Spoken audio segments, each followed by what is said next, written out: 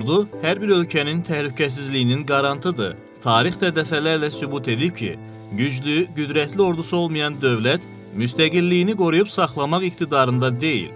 Ona görə də hər bir azad, müstəqil dövlət öz ordusunun nüfuzu ilə tanınır. Qədim və zəngin dövlətçilik ənənəsinə malik Azərbaycanda da ordu quruculuğu daim prioritet məsələlərdən olub. 1918-ci il iyunun 26-sında Azərbaycan Xalq Cümhuriyyəti Nazirlər Şurasının qərarı ilə ilk müntəzəm hərbi hissə Əlahiddə Azərbaycan Korpusu yaradılıb. Həmin il mayın 28-də qəbul edilmiş İstiqlal bəyannaməsində qeyd edilir ki, Azərbaycan özünü xarici müdaxilələrdən müdafiə etmək, daxili düşmən qüvvələrini zərərsizləşdirmək üçün nizami orduya malik olmalı, özünün silahlı qüvvələrini yaratmalıdır. Hökumət tərəfindən 25 min nəfərlik ordu yaratmaq vəzifəsi irəli sürüldü. Oktyabrın 23-də Hərbi Nazirliyin yaradılması haqqında qərar qəbul edildi. Dekabr ayının 26-sında Rus ordusunda xidmət etmiş Rus artilleriya general-leytenantı Səməd bəy Mehmandarov hərbi nazir təyin olundu. Qısa müddətdə Milli Ordu Osmanlı Dövlətinin Qafqaz İslam ordusu ilə birlikdə Bakını və ətraf qəzaları erməni bolşevik işğalından azad edə bildi. Lakin Xalq Cümhuriyyətinin süqutu ilə Azərbaycanın hərbi nazirliyi də ləğv olundu. Bundan sonra Azərbaycanda yeni milli ordunun formalaşdırılması düz 70 il sonraya təsadüf etdi. 1991-ci ildə dövlət müstəqilliyinin bərpasından sonra Azərbaycan ordusunun yaradılması haqqında qərar qəbul edildi. Ulu Öndər Heydər Əliyevin 1998-ci il 22 may tarixli qərarına əsasən 26 iyun Silahlı Qüvvələr Günü elan olundu. Ölkəmizdə güclü, nizami və yüksək döyüş hazırlığına malik ordunun yaradılması və inkişafı ümummilli lider Heydər Əliyevin adı ilə bağlıdır. Dahi şəxsiyyətin ölkəmizdə ilk dəfə siyasi hakimiyyətə gəldiyi 1969-cu ildən başlayaraq digər sahələrdə olduğu kimi ordu quruculuğu istiqamətində də mühüm addımlar atılıb.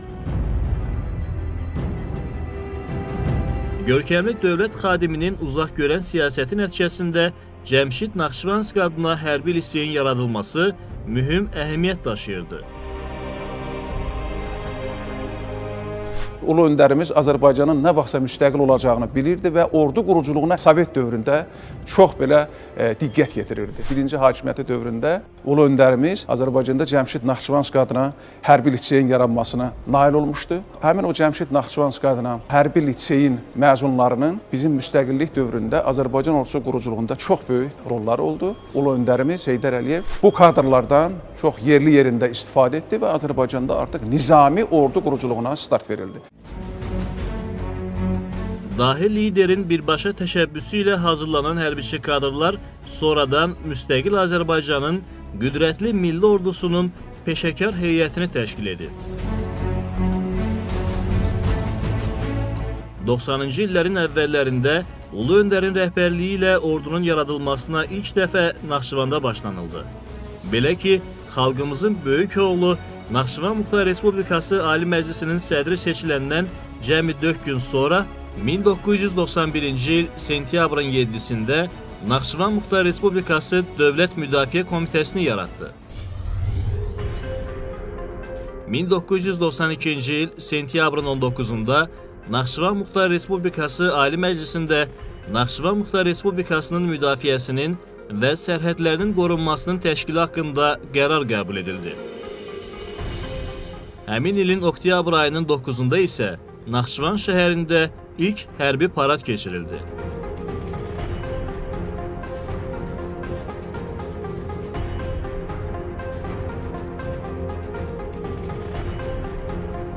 Öz müstəqilliyini 1991-ci il oktyabrın 18-də bərpa etmiş Azərbaycan böyük təhdidlərlə, Ermənistan tərəfindən torpaq iddiaları, təcavüzlə, eləcə də mürəkkəb sosial-iqtisadi, ictimai-siyasi vəziyyətlə üzləşdi.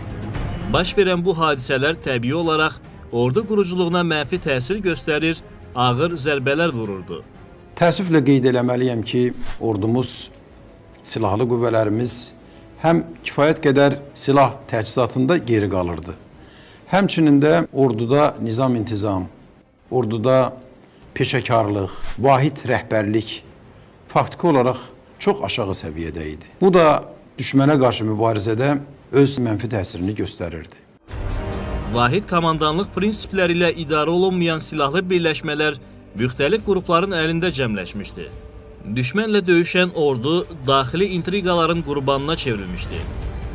Həmin dövrdə Azərbaycanı uçuruma aparan, bölünmək, məhv olmaq təhlükəsi ilə üz-üzə qoyan hökumət nümayəndələrinin səriştəsizliyi və yaratmaz fəaliyyətləri torpaqlarımızın Ermənistan silahlı birləşmələri tərəfindən işğalına gətirib çıxardı.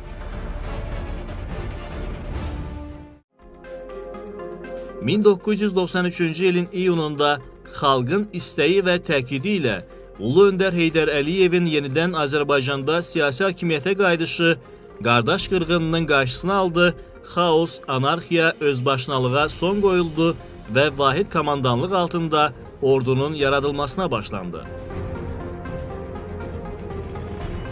Biz müstəqil dövlətiyik bugün və biz müstəqil dövlətin müstəqil ordusunda xidmət edir bizim əsgərlərimiz. Dövlət müstəqillik bərpa edəndən sonra ən mühüm vəzifələrimizdən biri müstəqil milli ordunun yaradılması olmuşdu. Azərbaycan ordusunun formalaşması suverenlik dövrümüzdə məhz Heydər Əliyevin adı ilə bağlıdır. Ordu Heydər Əliyevin rəhbərliyi ilə formalaşmağa başladı. Və qısa müddət ərzində Azərbaycan ordusunda, silahlı qüvvələrdə köklü dəyişikliklər getməyə başladı. Nizam-intizam yüksəldi, milli vətənpərvərlik hissi artdı, düşmənə müqavimət gücləndi və 94-cü ilin ilk aylarında artıq Azərbaycan ordusu Ermənistan ordusuna zərbələr vurmağa başladı. Onların hücumunun qarşısı alındı. Ayrı-ayrı insanların təsiri altında olan müəyyən hərbi qruplaşmaları tamamilə sıradan çıxarmaqla Ulu Öndərimiz 1995-ci ildən başlayaraq sözün həqiqi mənasında indiki möhtəşəm və şərəf duyduğumuz, qürur duyduğumuz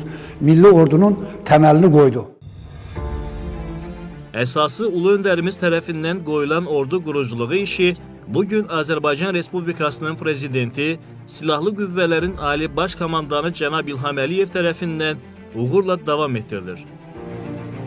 Ölkəmizin dinamik inkişafı ordumuzun büdcəsinin artmasına, nəticə etibarı ilə silahlı qüvvələrimizin döyüş arsenalının ən müasir silah və texnika ilə təminatına şərait yaradıb. Silahlı qüvvələrimizin Ali Baş Komandanı cənab Prezident İlham Əliyevin vaxtında isə həm peşəkarlığın artırılması sayəsində, həm müasir silahlarla təchizat sayəsində, sosial problemlərin həlli sayəsində çox ciddi işlər görüldü. Biz məmnuniyyət hissi ilə deməliyik ki, ayrı tarixi mərhələlərdə Ulu Öndərimizin və cənab Prezidentimizin hakimiyyətin ilk illərində ordu quruculuğu sahəsində müəyyən addımlar atılsa da, lakin o özünün daha yüksək, daha ciddi inkişaf mərhələsinə cənab Prezidentin Müdafiə Nazirliyində aparmış olduğu islahatlardan, kadr dəyişikliyindən sonra oldu. Büdcədə ona ayrılan vəsaitin miqdarı xeyli dərəcədə artırıldı və ordumuz ən müasir silahla təsis edilməsi üçün xüsusi proqram hazırlandı. Unikal bir addım atılaraq ölkəmizdə Müdafiə Sənaye Nazirliyi formalaşdırıldı. İndi artıq bizim ordumuz təkcə xaricdən alınan ən müasir silahlarla təsis olmaqla bərabər, həm də özümüzün istehsal etmiş olduğumuz hərbi sursatla bugün düşmənlə üz-üzədir.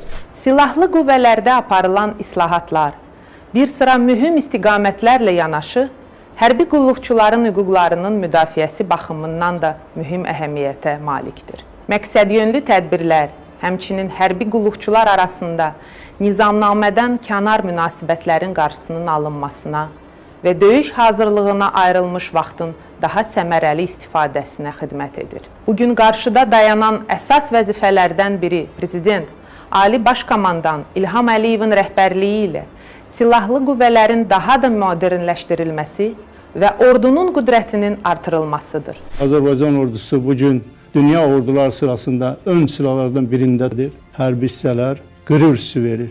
Azərbaycan ordusu ən yeni silahlarla təmin olunur. Əskərlərin, zabitlərin, generalların əhval ruhiyyəsi yüksək səviyyədədir. Onlar hər bir zaman Ali Baş Komandanın verdiyi əmrləri gözünü qırpmadan icra edəcəklər. 2018-ci il iyunun 26-sında Bakıda Ali Başkomandan Cənab İlham Əliyevin iştirakı ilə Silahlı Qüvvələrin yaranmasının 100 illiyinə, həmin ilin sentyabr ayının 15-də Bakı şəhərinin azad edilməsinin 100 illiyinə həsr olunan hərbi paradlarda nümayiş olunan silah və döyüş texnikaları,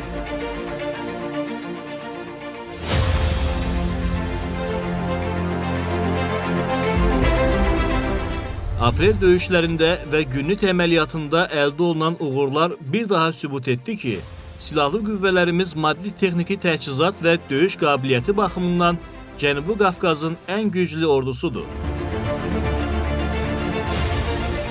Ötən dövrdə ölkəmiz ordu quruculuğu sahəsində uğurlu yol keçib. Artıq Azərbaycan ordusu döyüş qabiliyyətinə görə dünyanın 50 ən güclü orduları sırasında yer alıb. Ordumuzun güclü ordular sırasında yer almasında mütəmadi keçirilən geniş miqyaslı hərbi təlimlərin də müstəsna əhəmiyyəti var.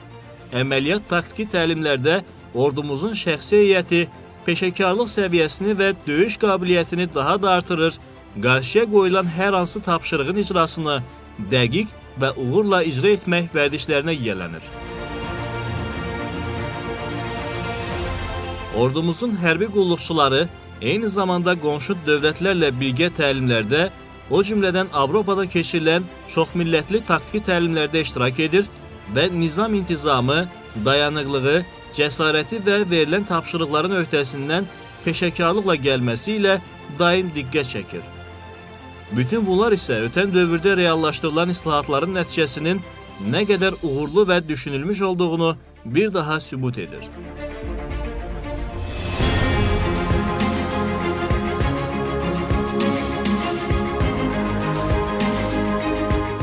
Silahlı qüvvələrin hazırlıq planına uyğun olaraq bütün qoşun növlərinin cəlb olunması ilə müxtəlif səviyyələrdə gecə və gündüz geniş miqyaslı döyüş atışlı təlimlər keçirilir. Bu təlimlər birlik və birləşmələrin idarə edilməsini, qarşılıqlı fəaliyyətini, əməliyyat imkanlarını və döyüş qabiliyyətini daha da artırır.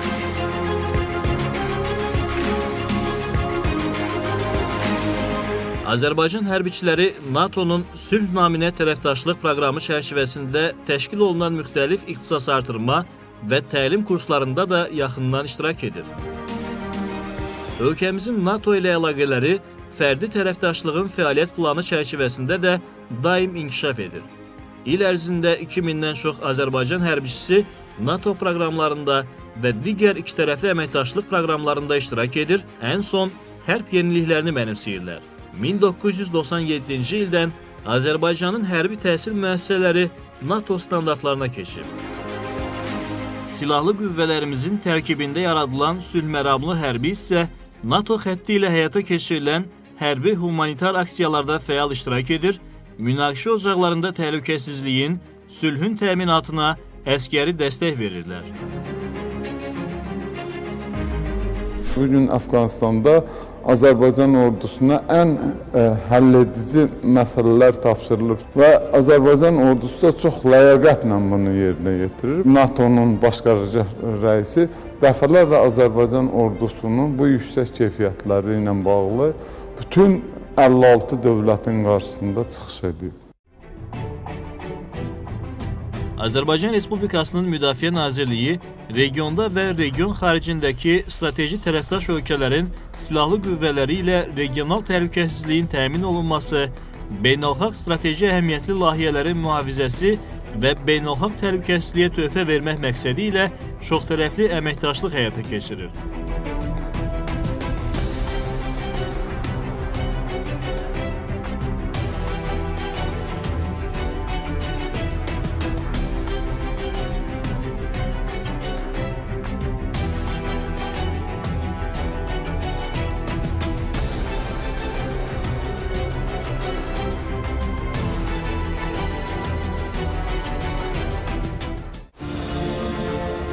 Ölkə başçısı Silahlı Qüvvələrin Ali Baş Komandanı Cənab İlham Əliyevin ordu quruculuğu sahəsində həyata keçirdiyi tədbirlərin davamı olaraq Naxçıvan Muxtar Respublikasının təhlükəsizliyinin qorunması məqsədi ilə Azərbaycan Respublikası Müdafiə Nazirliyi haqqında əsasnamənin təsdiq edilməsi barədə 2013-cü il 18 dekabr tarixli fərmanla 5-ci Ordu Korpusunun əsasında əlahiddə ümumqoşun ordu yaradıldı.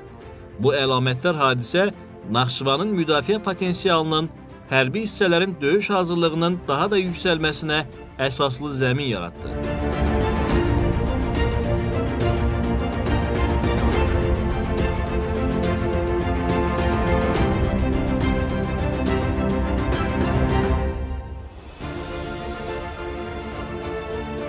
Silahlı qüvvələrin bütün qoşun növlərində həyata keçirilən geniş miqyaslı hərbi islahatlar nəticəsində hərbi kadr potensialı artıb, hərbi qulluqçuların sosial məişət şəraiti yaxşılaşıb.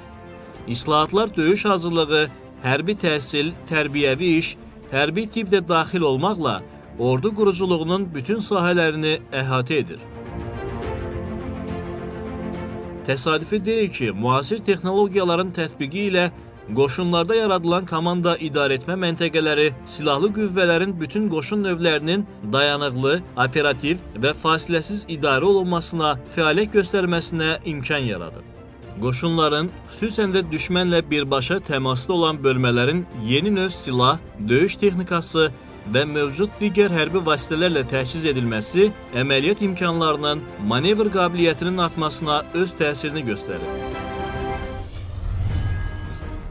Raket və artilleriya qoşunlarının silahlanmasına daxil edilən müasir komplekslər və sistemlər qoşunların döyüş qabiliyyətini xeyli yüksəldib ki, bu da öz növbəsində düşmənin canlı qüvvəsini, döyüş texnikasını və hərbi infrastrukturunu uzaq məsafələrdən məhv etmək imkanları yaradıb. Hərbi hava qüvvələrinin döyüş imkanlarının təkmilləşdirilməsi, aviabazaların və aerodromların yenilənməsi üzrə həyata keçirilən işlər, eyni zamanda zenit raket, radiotexniki hərbi hissələrin müasir müdafiə sistemləri ilə təchizatı, hava məkanımızın etibarlı müdafiəsini, düşmən hədəflərinin vaxtında aşkarlanaraq dərhal məhv edilməsini təmin edir. Dövlətimizin diqqət və qayğısı nəticəsində son illər hərbi qulluqçular və onların ailə üzvləri mindən çox müasir, rahat, tam təmirli xidməti və daimi mənzillərlə təmin olunub. Cəbhəboyu zonada yeni hərbi şəhərciklər, əsgər yataqxanaları, yeməkxanalar, hamam çamaşırxana kompleksləri, digər xidməti və inzibati binalar inşa edilib və bu proses bugün də davam etdirilir. Azərbaycan Respublikasının prezidenti Silahlı Qüvvələrin Ali Baş Komandanı cənab İlham Əliyevin göstərişinə əsasən Azərbaycan Respublikası Prezidentinin köməkçisi, Azərbaycan Respublikası Prezidentinin Administrasiyasının Hərbi Məsələlər Şöbəsinin müdiri General-Polkovnik Məhərrəm Əliyev, Müdafiə Naziri General-Polkovnik Zakir Həsənov və Nazirliyin digər rəhbər heyəti mütəmadi ön xəttə yerləşən hərbi hissələrdə olur, hərbi qulluqçularla görüşür, onların xidməti şəraiti ilə maraqlanırlar. Dövlətimizin başçısını, millətimizi əmin etmək istəyirəm ki, Azərbaycan ordusu torpaqlarımızın işğaldan azad olunması üçün tam hazır vəziyyətdədirlər və əmri gözləyirlər. Bugün Azərbaycan Silahlı Qüvvələri Azərbaycan Respublikasının ərazi bütövlüyünü qorumağa hazırdır. Bizim əsgər döyüşçü əsgərdir. Bizim əsgər vətəninə, xalqına, dövlətinə, dövlətçiliyinə xidmət edən əsgərdir. Qəhrəman əsgərlərimizin və zabitlərimizin əli ilə daşınan üsrənli bayrağımız işi olmuş torpaqlarımızda dalalansın. Bu qələbə uzaqda deyil, biz bu qələbəni şahidi olacağıq. Azərbaycan ordusunu, onun rəhbərliyini, şəxsi heyətini bu münasibətlə təbrik edirəm, ən xoş arzularımı bildirirəm. Əziz əskərlər, hörmətli çavuşlar, gizirlər, miçmanlar və zabitlər. Silahlı qüvvələrin yaranmasının 102-ci il dönümü münasibəti ilə ürəkdən təbrik edirəm. Sizə can sağlığı, xidmətinizdə uğurlar, işğal olunmuş torpaqlarımızın azad edilməsində qələbə sevinci arzu edirəm. Veteranlarımızı bu bayram günündə təbrik edirəm. Gənc nəsli vətənpərvərlik ruhunda tərbiyə olunmasında onların böyük xidmətləri var. Vətən yolunda, vətənin azadlığı yolunda şəhid olan insanlarımızın əziz xatirəsini dərin ehtiramla yad edirik. Mən 26 iyun Ordu günü münasibətilə bütün əskər və zabitlərimizi təbrik edirəm. Azərbaycan ordusunu, orada xidmət edən bütün insanları təbrik edirəm. Onlara uğurlar diləyirəm, can sağlığı arzulayıram. Həmişə olduğu kimi onların yüksək döyüş ruhu onları heç vaxt tərk eləməsin. Bugün hər bir Azərbaycanlı ordumuzun gücü ilə fəxr edir. Ordumuzun döyüş və vətənpərvərlik ruhu təmas xəttində düşmənin təxribat xarakterli hərəkətlərinə vaxtında layiqli cavab verilməsi ilə qürur hissi yaşayırlar.